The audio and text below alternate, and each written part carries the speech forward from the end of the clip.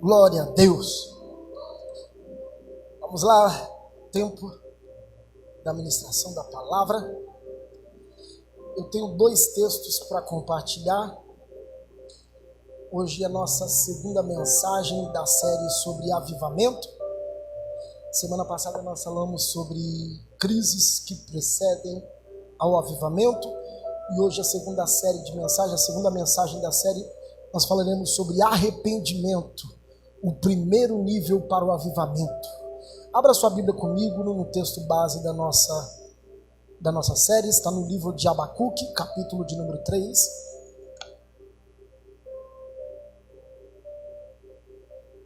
É um texto bem conhecido.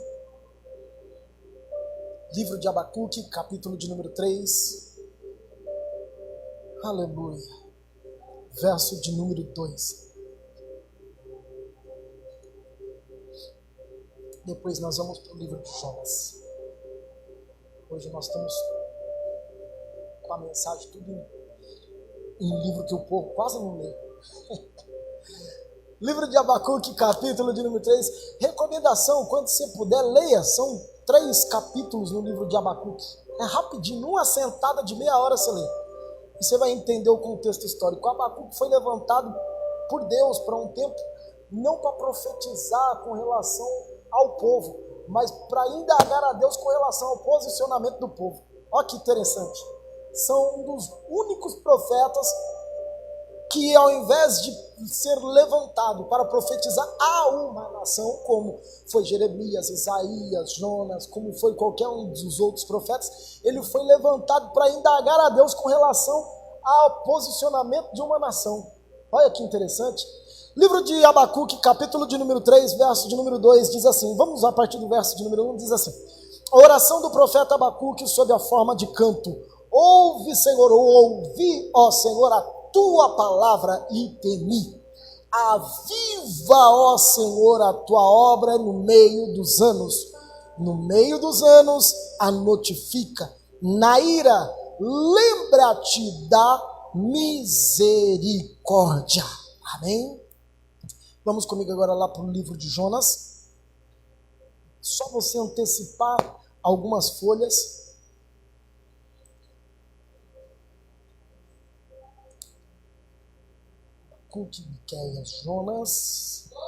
Jonas, capítulo de número 3, é um outro livro que você lê numa sentada só também, são 4 capítulos, bem prático. Livro de Jonas, capítulo de número 3,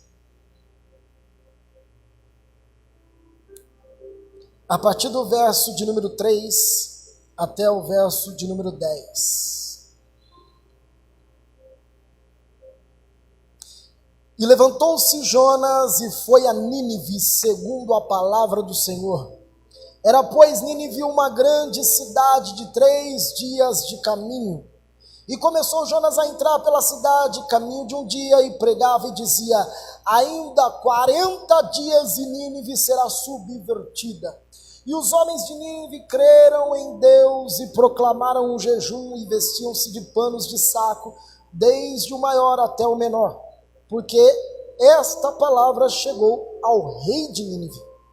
E levantou-se do seu trono, tirou-se de si as suas vestes e cobriu-se de pano de saco, assentou-se sobre as cinzas e fez uma proclamação, e que divulgou a Nínive, de mandado do rei e dos seus grandes, dizendo: nem homens, nem animais, nem bois, nem ovelhas provem coisa alguma, nem lhes dê pasto, nem bebam água. Mas os homens e os animais estarão cobertos de panos de saco, e clamarão fortemente a Deus, e se converterão cada um do seu mau caminho e da violência que há nas suas mãos. Quem sabe se voltará a Deus e se arrependerá, e se apartará do furor da sua hora, de sorte que não pereçamos? E Deus viu as obras dele, como se converteram do seu mau caminho, e Deus se arrependeu do mal que tinha dito, e lhe assim o fez. Feche os seus olhos, peça para que o Espírito de Deus fale com você para que a palavra dele alimente a sua alma, a medida da sua fome e da sua sede por Deus será a medida da revelação do Espírito Santo ao seu coração. Deus, nós queremos nos abrir, ó Deus, totalmente a ouvirmos a tua voz. Fale conosco, Senhor, nessa noite. Senhor, que não seja nós, mas a tua glória totalmente manifesta nesse lugar. Que a tua presença inunde essa casa, que a tua presença encha as nossas vidas, assim como já está nesse lugar. Ó Deus, que a Shekinah da tua glória, Senhor, nos direcione, ó Deus, a semente da frutificação. Meu Deus, que o diabo não tenha oportunidade para roubar a palavra liberada dos céus aos teus filhos nessa noite. Leva-nos à compreensão, ó Deus, do teu bom e perfeito caminho, daquilo que o Senhor tem para as nossas vidas no dia de hoje, em o nome do teu Filho Jesus. Amém e graças a Deus. Meus queridos, quando nós lemos a respeito no livro de Abacuque, no capítulo de número 3, nós falamos sobre avivamento, e temos aí a referência de Abacuque dizendo: Deus, aviva a tua obra ao longo dos anos, aviva a tua obra. Por conhecimento, essa é a única vez na Bíblia que se fala de forma explícita sobre avivamento. Você vai ouvir falar sobre reavivar, sobre reanimar, sobre readequar, mas na palavra avivar, se levantar, se renovar, nós vamos compreender aqui no livro de Abacuque, no capítulo 3. E como eu trouxe aí, eu vou fazer um panorama do que nós falamos da semana passada, para adentrarmos na mensagem de hoje. Quando nós falamos sobre avivamento, nós sempre partimos da primeira premissa: o que não é avivamento? Porque todas as pessoas confundem avivamento hoje. E o grande problema da igreja é não conseguir progredir, não conseguir avançar ou cumprir o seu propósito em Deus, é em razão do não entendimento do propósito em Deus ou daquilo que Deus tem para nós. E quando nós não compreendemos o que Deus tem, nós não desfrutamos, porque você só consegue desfrutar a partir do momento que você entender. Quando você entende, você desfruta. Quando você entende o que Deus tem, o que Deus quer, como Deus funciona, qual é a maneira em que Deus está gestionando ou trabalhando, é mais fácil para você caminhar, é mais fácil para você desgustar. Eu sempre dou esse exemplo aqui na igreja, eu sempre falo a respeito do meu celular. Eu tenho um grande problema, que eu tenho um celular bom, que fala, só falta cozinhar, e ainda não descobri qual é o aplicativo que paga minhas contas. Mas um dia eu vou descobrir ele fazendo isso para mim também. Mas ele tem tantos recursos que ele tem dentro desse celular, ele tem tanta coisa boa que eu não consigo mexer nele. Eu não tenho tanta habilidade quanto a pastora tem, de fazer, de conectar, de mexer. Eu malemar consigo tirar foto e falo para a pessoa, quando for mandar pelo WhatsApp, manda áudio, porque é mais fácil do que ler. Então, para mim é mais fácil, eu gosto da praticidade, eu sou ainda meio arcaico para essas coisas.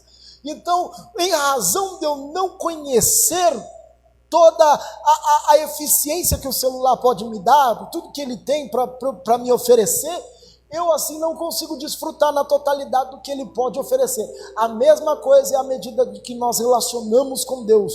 Em razão de não conhecermos a Deus na sua totalidade, de não desfrutarmos de Deus na sua plenitude, nós vivemos sempre no mundo raso, sempre naquele nível do normal, do tudo bem, do tudo jóia. E para o normal, do mundo normal, do nível natural, o mundo está cheio, as igrejas estão cheias. O que Deus está esperando é uma geração que ande num nível sobrenatural em Deus. E para andar no nível sobrenatural em Deus, você só vai entender a partir da medida que você conhecer a Deus. É por isso que a Bíblia nos diz, no livro do profeta Esaias, dizendo: olha, conheçamos e prossigamos em conhecer a Deus, porque à medida em que conhecemos a Deus, nós desfrutamos de Deus. À medida que nós nos alimentamos de Deus, nós nos tornamos cheios da palavra de Deus e do entendimento de Deus. Então fica tudo muito mais fácil. Você conhecer a Deus, caminhar com Deus, se alimentar de Deus, falar com Deus, porque qualquer coisa fala. nas mínimas coisas se falam. Você está andando na rua, Deus está falando com você. Você está trabalhando, você está na beira da máquina, Deus está falando com você. Você está na faculdade, Deus está falando com você. Você está na escola, Deus está falando com você. Aonde você está caminhando, aonde você estiver passando, você está dirigindo, você está no trânsito, você está na praia, Deus está falando com você. Por quê? Porque o relacionamento gera intimidade, e a intimidade traz proximidade, e a proximidade traz conhecimento. Quanto mais próximo eu estou, mais você conhece. É a mesma coisa de um relacionamento. Jesus, eu estou fugindo da mensagem, mas Deus está falando e eu vou liberando. Então é o mesmo de um relacionamento, num casamento, e quando você olha para a sua esposa, ou assim dos pais com os filhos, quando você olha para o seu filho, às vezes no olhar você sabe se ele está bom ou se está ruim, não é verdade? Não mente, né? Você pode perguntar, a pastora Luciana pode virar para o Reginaldo e falar: você está bem, meu amor? Estou bem. Está bem? Tá nada. Você vê nos olhos, né? Tem alguma coisa, né? A dona Valdenice fala assim: você está bem, minha filha? Você está tudo jóia com você? Estou bem, mãe. Ela vê no seu rosto que não está bem, né? Por quê? Porque o relacionamento gera intimidade. E a intimidade, ela nos traz o conhecimento de quem nós somos. E quando nós falamos em avivamento, nós falamos em conhecer a Deus. Avivamento não é movimento. Avivamento não é gritaria. Avivamento não é agitação. Avivamento é desfrutar de um renovar de Deus para cumprir o seu propósito nos tempos atuais. É o mesmo do que esse? É o mesmo de você ter água para beber no meio do deserto. É um acalento para a sua alma.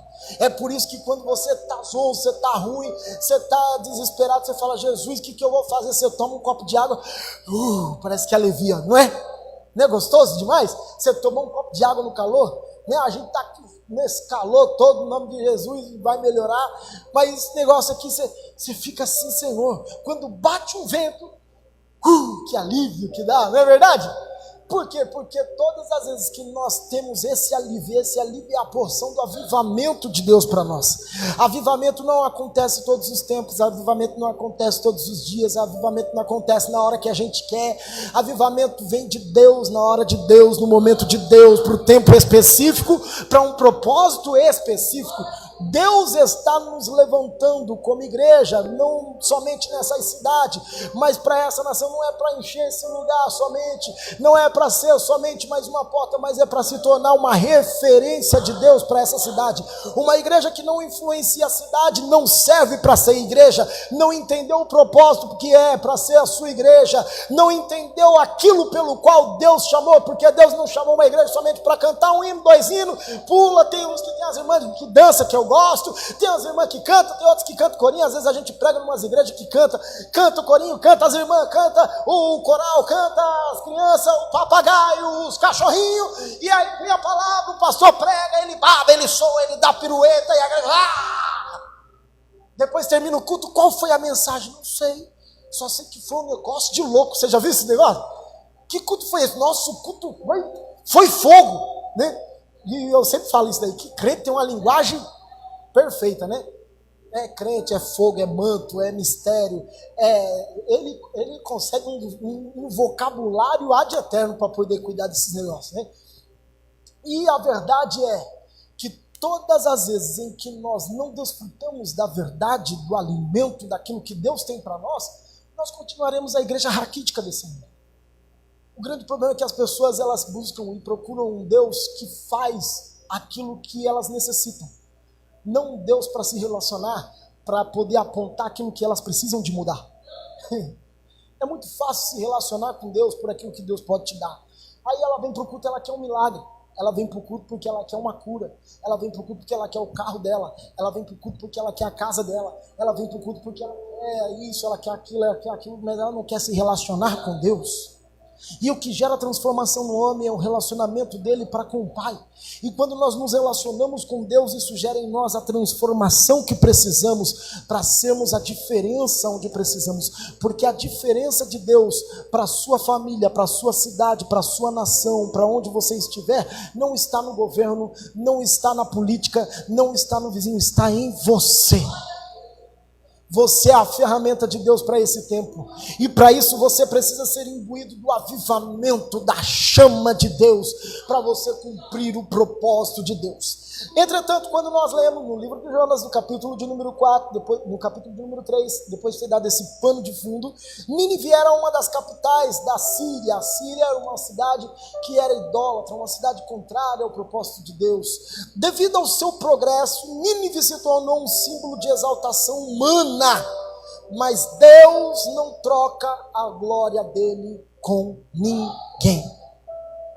Pode ter a melhor casa, o melhor carro, o melhor salário, pode ter os melhores filhos, pode ter tudo de bom e do melhor. Deus não substitui a glória dele com ninguém. Ninguém. Você pode fazer o que quiser, ter o que quiser, imaginar o que você quiser. Deus é soberano e a soberania dele sempre prevalecerá. Nesse tempo Deus chama Jonas para profetizar a Nínive, pois a malícia e o pecado da cidade havia subido até a presença de Deus.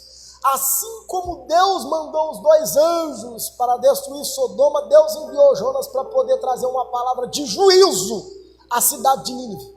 Entenda bem, Deus não queria destruir a Nínive, Deus queria alertar a Nínive ao arrependimento que os levaria a um tempo de avivamento. O arrependimento é a chave principal para despertarmos para um grande avivamento em Deus. É impossível vivermos uma atmosfera dos céus com uma roupagem terrena. É impossível você querer viver as coisas de Deus pensando naquilo que é terreno. É impossível você querer viver um nível extraordinário em Deus com uma roupagem terrena, com uma mentalidade terrena, com os seus pés somente aqui, com a sua mentalidade fixada somente no seu umbigo, somente nas suas coisas, somente nos seus afazeres, somente no seu querer. É impossível você viver um novo de Deus. A realidade é essa. É impossível você querer viver algo transformador em Deus com a mentalidade humana, com a mentalidade terrena. É por isso que nós precisamos de sempre nos levar ao arrependimento. O que é o arrependimento? O arrependimento é nos despir das nossas razões para sermos batizados no amor do Espírito, para cumprirmos o seu propósito. Arrependimento é você tirar o seu eu, é largar o seu ego. Eu não tenho nada para se arrepender. Já começou aí, já tem que se arrepender. Eu não tenho nada para mudar. Já vi esse tipo de gente? Eu não tenho nada para mudar, né? Ele é tão perfeccionista. Eu não tenho nada para mudar, né? Precisa de mudar alguma coisa. Muda o seu caráter, muda a sua conduta, muda as suas atitudes, muda a sua forma de ser. Arrependimento no grego, olha que interessante. O arrependimento no grego quer dizer metanoia. Metanoia é uma palavra que significa mudança de mente. Olha, metanoia, mudança de mente, e arrependimento são as mesmas coisas. Porque todas as vezes que nós falamos de arrependimento, nós falamos sobre mudanças de atitudes, mudanças de procedimentos, mudança de rota. Se nós não estivermos dispostos a mudar a nossa mentalidade, nós nunca vamos avançar no propósito de Deus. Deus está nos levando a um nível de arrependimento, e arrependimento é o primeiro nível para vivermos um novo de Deus. É por isso que lá no livro de 1 Crônicas, capítulo 7, verso 14, que é muito conhecido, já nos diz isso, que se o meu povo, que se chama pelo meu nome, se humilhar, orar, se converter dos seus maus caminhos, buscar a minha face, então eu ouvirei dos céus, perdoarei os seus pecados e sararei a sua terra. Porque para entrarmos no nível de arrependimento, nós precisamos de nos lançarmos em Deus e deixarmos com que o Espírito de Deus transforme a nossa vida. Primeiro segredo, eu tenho 4 para poder liberar para você. O nosso culto encerra às 7h30 em ponto. 1h30 segundo o decreto municipal, e vai mudar, em nome de Jesus. Primeiro segredo, o arrependimento só vem com uma consciência de mudança. Arrependimento, se você, não preciso de mudar nada, já deparou com esse tipo de gente? Eu não tenho nada para mudar em mim. Enquanto eu achar que nada em mim precisa de mudança, eu estou gritando para Deus dizendo: Senhor, eu não quero que o Senhor invada o quarto privativo da minha vida. Sabe aquele quartinho escondido que onde só você e Deus sabe? Aquele quartinho, aquele negocinho, sabe, pequenininho? Fala: Deus, não, aqui não, Senhor. Pode entrar lá, mas aqui não, nesse daqui não, Senhor.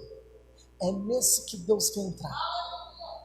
Por quê? Porque o arrependimento nos levará a uma transformação de consciência. Deus não invadirá a sua vida sem que você dê acesso a Ele.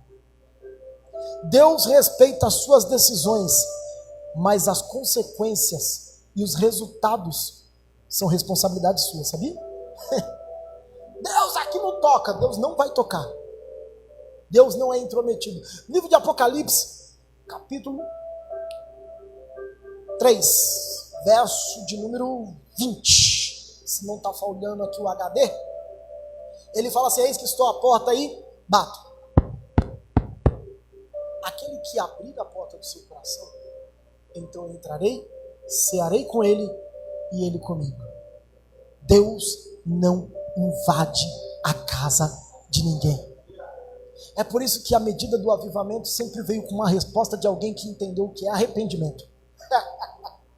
Sabe o que aconteceu com o povo aqui?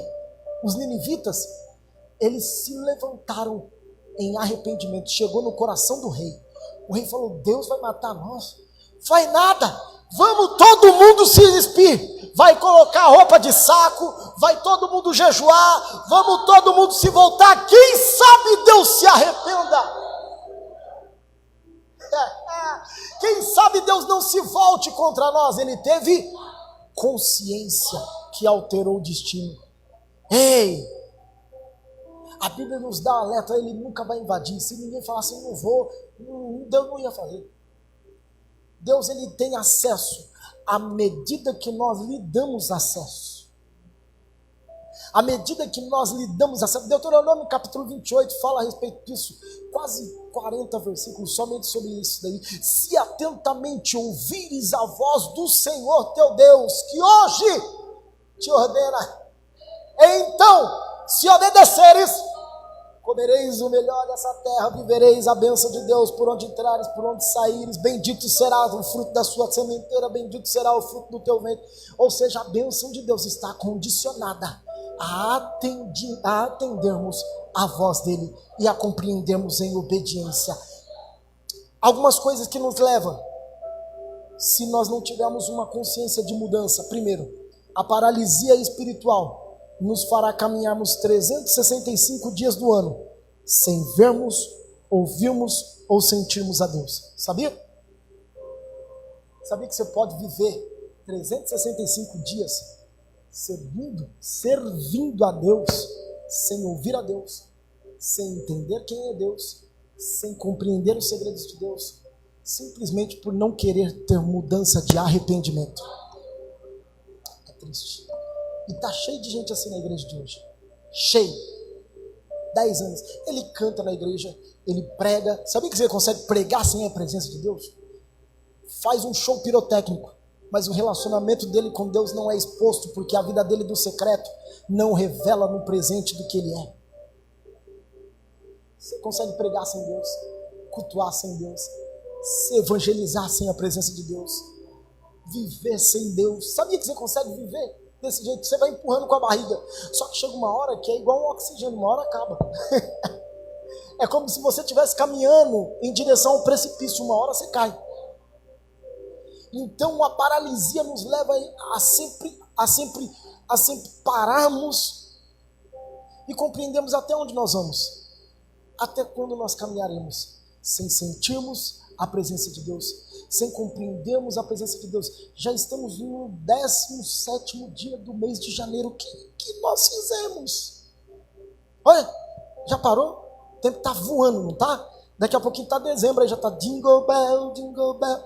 Crente colocando sapatinho na janela, esperando o Papai Noel chegar. Já está assim, logo, logo. Está chegando.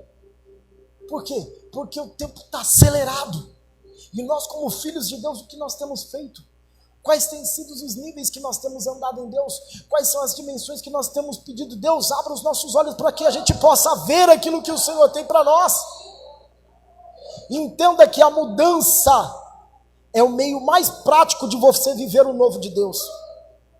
Mesmo que o romper inicial seja dolorido e incompreensível, sabia? Porque toda mudança gera caos na nossa vida. Mexe conosco. Não mexe? Qualquer mudança, ninguém gosta de mudança. Quem gosta de mudança? Eu odeio mudança. Quantas mudanças Deus já não fez? Qualquer mudança mexe conosco. No momento é dolorido, no momento a gente não compreende, no momento a gente não entende. Mas qual é o propósito de Deus nisso? Aonde Deus quer nos levar com isso? Sabia que a mudança é o melhor propósito de Deus para nos levar àquilo que Ele tem para nós? Deus, Ele muda a rota da nossa vida. Deus muda estratégias para que a gente possa ser abençoado. Deus muda governos para que nós possamos viver a bênção de Deus na nossa vida. Deus muda estratégias para que nós possamos caminhar e viver a oportunidade de Deus. Deus muda coisas. Só que nós temos que ter paciência. Diga comigo, paciência. Paciência é um segredo para você viver a mudança de Deus. Sabia disso? Vou contar uma. Esses dias atrás aqui nós tiramos uma semana de férias. A gente foi para o Nordeste, adoro o Nordeste. Coisa linda. Tem algum nordestino aqui? Alguém do Nordeste? Gente, eu acho que eu nasci lá. Como se eu fosse da terra de lá, eu ia falar, na vida passada, depois você edita isso. Na vida passada eu era nordestino. Rapaz, eu gosto demais do Nordeste. Todo ano a gente sempre faz uma viagem para lá, sempre gosta de fazer uma viagem para lá. Chegamos lá, domingo à noite, não tinha nenhum carro disponível. Nós tínhamos feito a locação do carro aqui. Fiz a locação do carro, paguei, estava tudo certinho, ia chegar lá, ia pegar o carro. Tinha tanta gente em Recife, tanta gente que tinha. Eu cheguei para pegar o carro com a minha reserva, falou, moço, não tem carro. Eu falei, moça, você não entendeu, eu reservei o carro. Ela falou, não tem carro. Eu falei, tem que ter carro. Eu já estava perdendo a paciência com ela no balcão. Aí eu falei, Jesus, e agora, o que eu vou fazer? Aí a Michelle, não, amor, calma, nós vamos caçar um outro, vamos no outro balcão. Rapaz, aqui também não tem carro. Aí vamos no outro, aqui também não tem carro. Aí começou, Jesus, e agora, como é que eu vou fazer para andar 100 quilômetros daqui, no meio da noite? Aí o Espírito Santo falou assim, acalma. Só que quando você está agitado, você ouve a voz de Deus? Não ouve. Por isso que a gente bate a cabeça. O que eu fiz? Peguei meu celular e comecei vou chamar o Uber. Eu vou chamar o Uber, porque agora eu sou diamante no Uber. Falei, eu sou diamante no Uber, eu vou ir com desconto, mas eu vou de Uber. Diz que apareceu um carro. O negócio rodava. Foi 15 minutos, rodando, cancela. Pede no seu, vai no seu agora.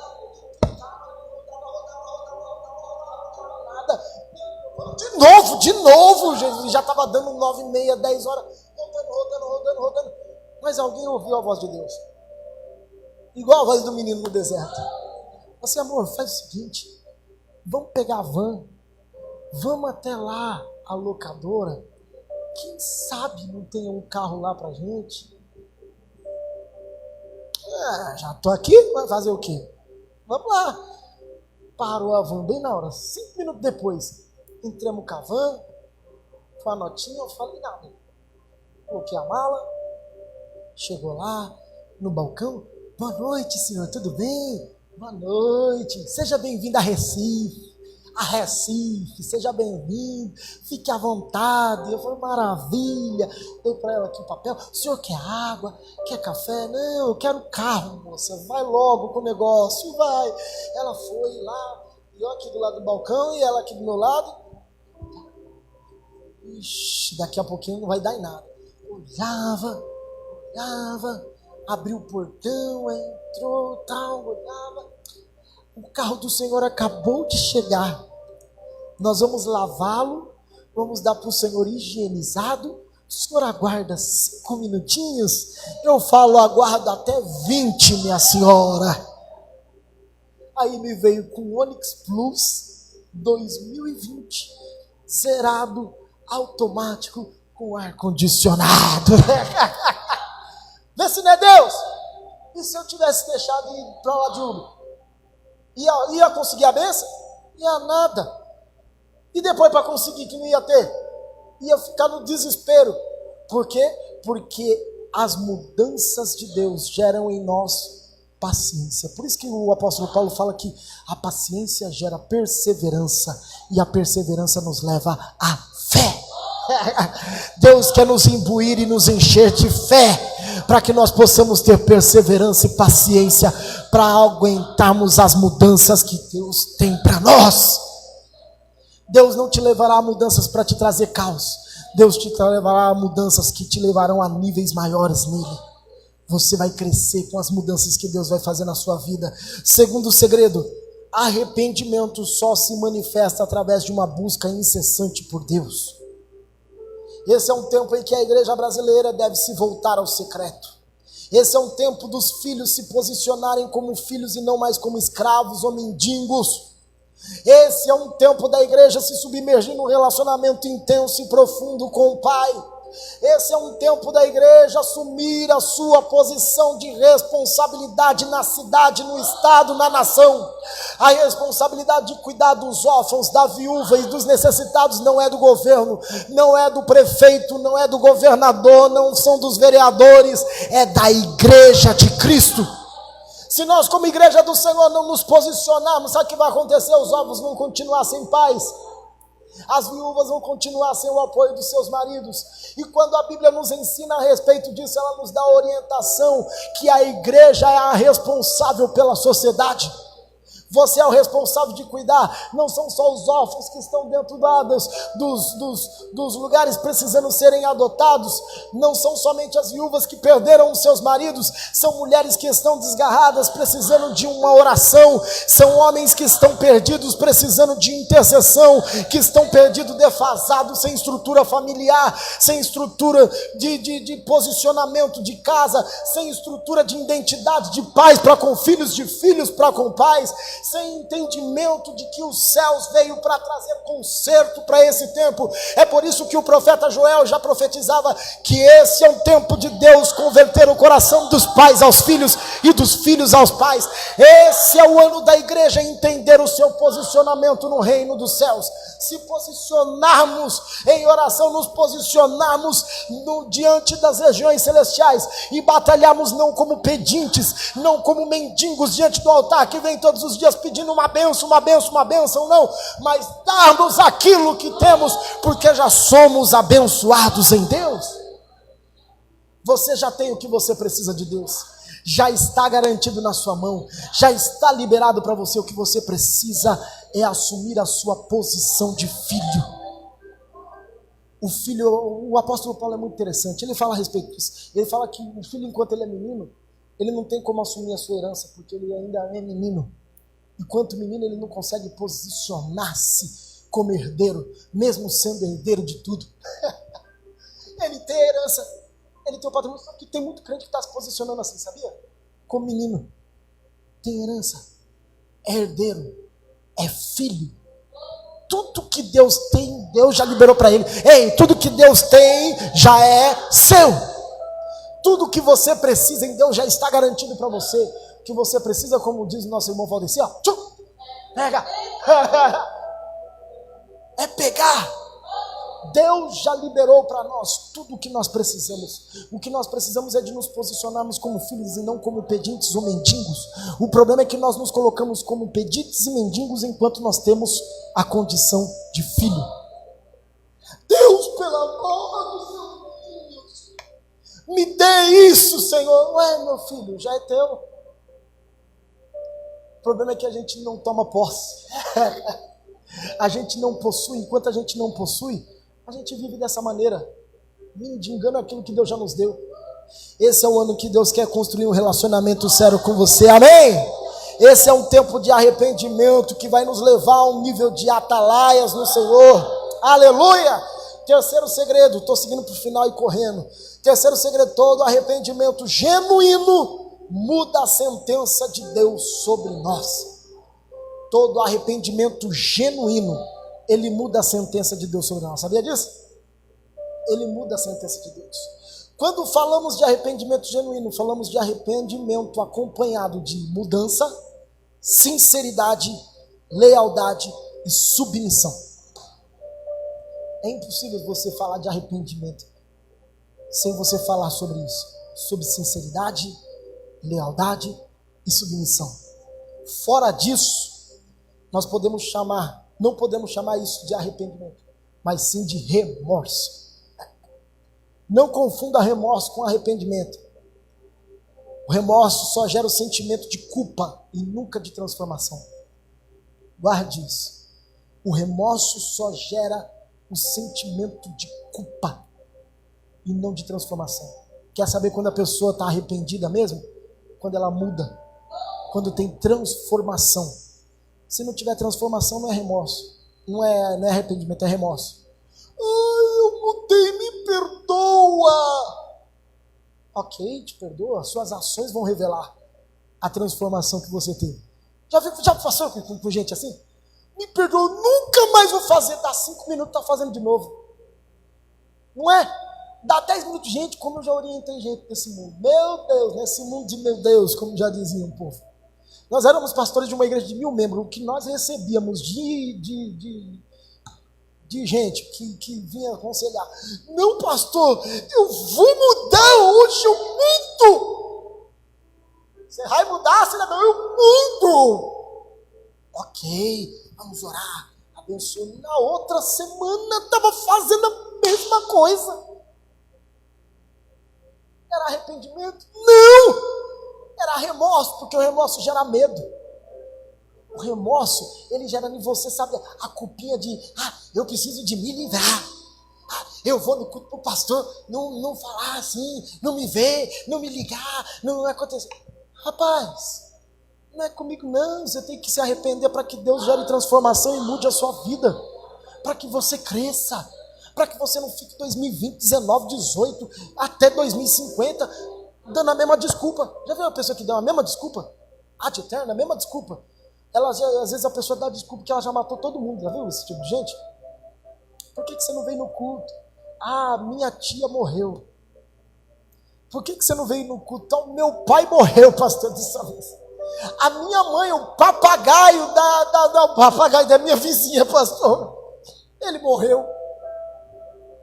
Sempre dá desculpa, sempre mata alguém, sempre deixa alguém doente. Na verdade, a desculpa dele não é com a igreja, né? É com Deus. É o seu relacionamento com Deus. Eu falei isso daí semana passada. A crise não veio para parar ninguém, veio só para revelar quem não tinha Deus. Porque a crise, esse negócio de que a crise parou a igreja, nós continuamos fazendo culto online de casa. Fazia de casa. Colocava o banquinho com um negócio aqui, o banner no fundo da igreja. Seja bem-vindo, igreja! Vamos bater palmas! Só eu, Michele, no apartamento. Pega o violão, entrega. Minha vizinha quase até mudou. Vizinha do lado. Fazia glória, falava em língua, sapateava no poder, sozinho, só eu e ela.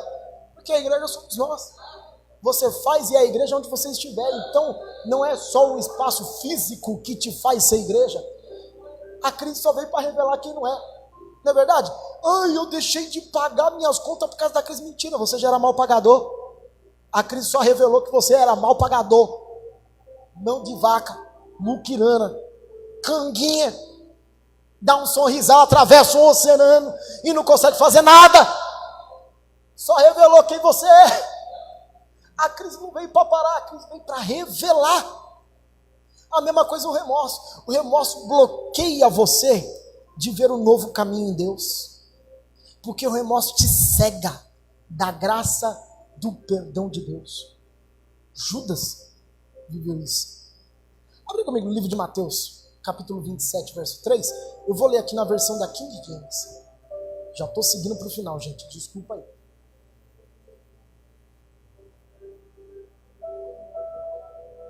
Judas se suicidou porque ele não deixou ser levado pelas águas do arrependimento.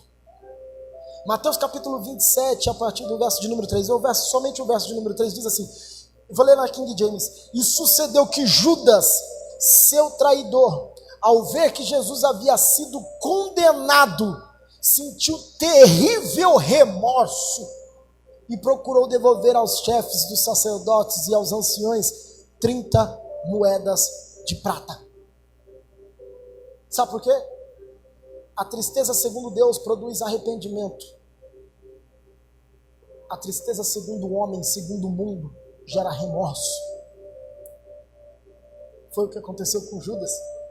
Por isso que o arrependimento nos leva à salvação, enquanto o remorso produz em nós morte. Por isso que o apóstolo Paulo, no livro de 2 Coríntios, no capítulo de número 9, capítulo de número 7, verso de número 9 e 10, fala assim: agora, no entanto, me alegro, não porque fostes contristados ou entristecidos, mas porque o efeito da tristeza vos levou ao arrependimento. Porquanto, segundo a vontade de Deus, é que fostes entristecidos, a fim de que não sofresses prejuízos algum por conta da vossa causa.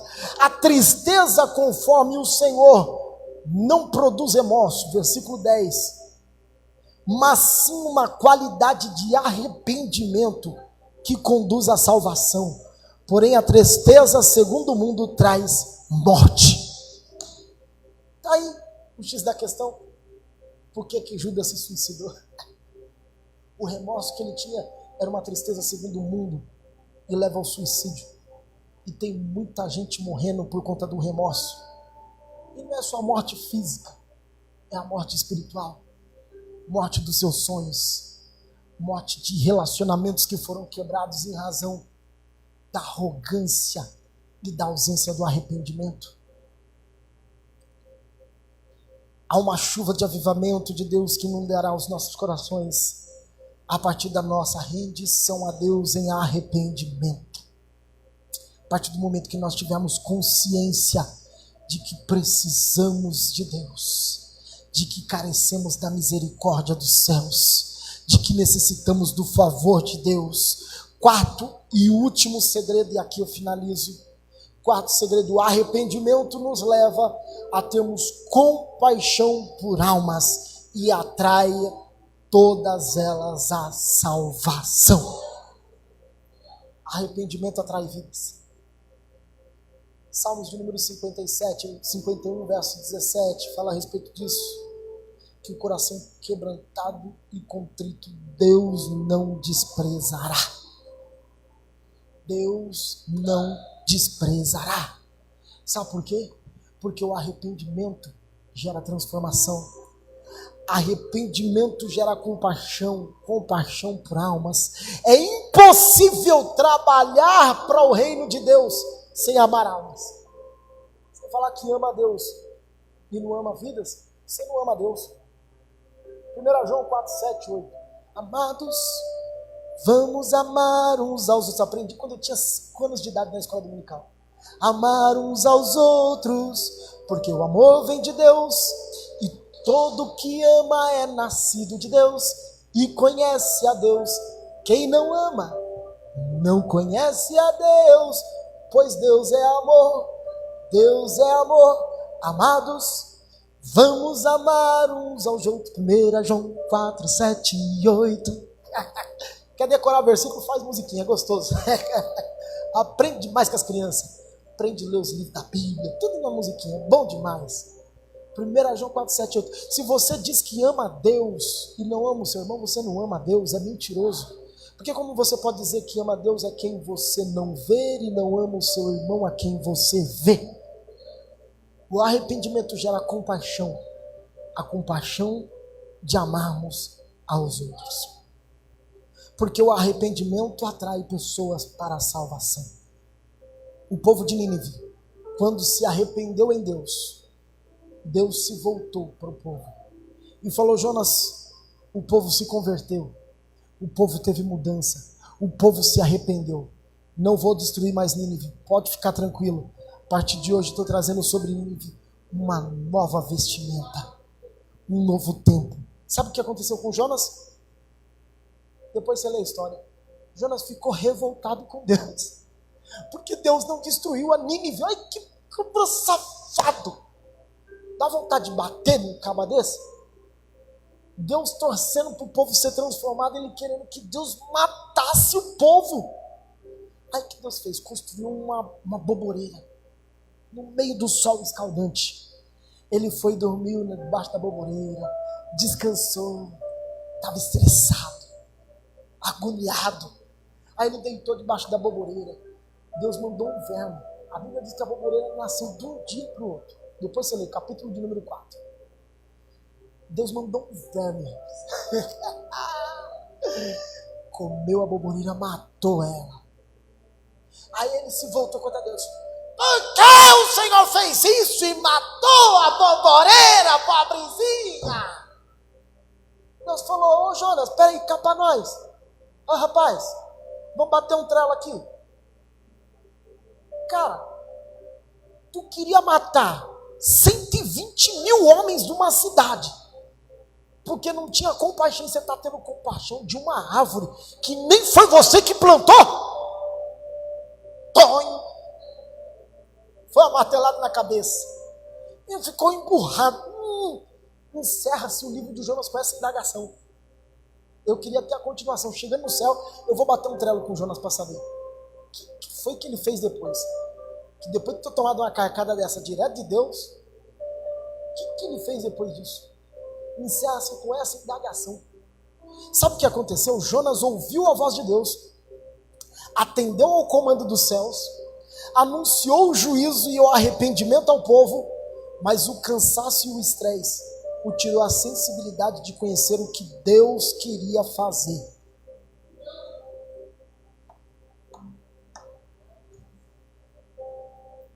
Perdeu a sensibilidade no andar da carruagem. Porque Deus, ele comunica aos seus santos constantemente. Deus está falando para você, fala: Luciana, vai para a direita. Tá, você está andando para a direita. Daqui a pouquinho Deus fala para você: agora quer que você vai para a esquerda. Você vai para a esquerda. Se você não ouvir, não tiver sensível, você vai continuar andando para a direita enquanto Deus está andando para a esquerda. Deus está sinalizando A e você está querendo andar com B. Deus está falando: olha, fica, e você está falando: vai. Deus está falando: agora caminha, e você para. É por isso que o que aconteceu aqui com Jonas é que Jonas não teve sensibilidade para entender o que Deus estava gestionando. O estresse, o cansaço pode tirar você do propósito de Deus. Se cuide para que ninguém arranque de você o mesmo sentimento que Deus tem pela homem. Se cuide para que ninguém tire de você a sensibilidade que Deus tem por vidas, que Ele teve quando entregou o seu filho. Ei, nada mais vale do que almas. Pessoas nunca serão menores do que coisas. Coisas nunca valerão mais do que pessoas. Nunca que uma cadeira vale mais do que vida. Nunca que um ar-condicionado, que um ventilador, que um microfone, que um púlpito, que uma igreja, que uma estrutura possa valer mais do que vidas. Ei, vidas é a prioridade de Deus. E só entende quem tem um coração arrependido. Porque quando o povo de Nínive se arrependeu, Deus trouxe um avivamento sobre a nação. Deus trará sobre nós um avivamento sobre esses tempos. Eu profetizo sobre a igreja da nossa nação, da nossa cidade. A igreja do Brasil, nós viveremos um avivamento espetacular, que gerará transformação de vidas, que gerará vidas e salvação, que trará arrependimento e quebrantamento, que levantará homens que estavam paralisados, caídos, profetas que estavam escondidos serão levantados, homens que estavam com as suas bocas fechadas serão profetas, missionários serão restartados, homens que estavam sem destinos serão inseridos no destino profético dos céus. Eu profetizo e declaro e creio que nós viveremos como igreja um grande avivamento depois de um arrependimento profundo em Deus.